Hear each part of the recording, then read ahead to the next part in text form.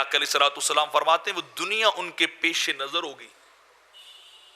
وہ دنیا کا مطلب چاہیں گے. آج دیکھ لیجئے خطیب کے پاس ٹائم لینے جاؤ تو 50,000 سے کم نہیں لیتے, ڈیمانڈ کرتے ہیں 50,000 میں دو. نعت خان کے پاس چلے جاؤ, بے عمل بد کردار شراب نوشی نعت خان, ایسے بھی میں نے دیکھ رکھے ہیں. 50,000 60,000 سے کم نہیں لیتے.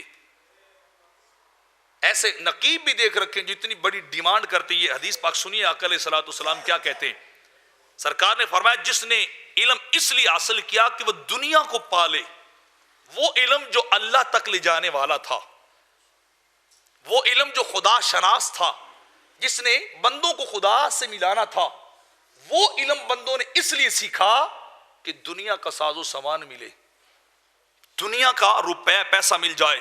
لم یجد عرف الجنت یوم القیامت یعنی ریحہا, فرمایا قیامت کے دن وہ جنت کی خوشبو بھی نہیں پا سکیں گے. قیامت کے دن وہ جنت کی بو بھی نہیں پا سکیں گے جس کی خوشبو 500 سال کے فاصلے سے انسانوں کو محسوس ہوگی. اس کی خوشبو 500 سال کی مسافت سے آئے گی.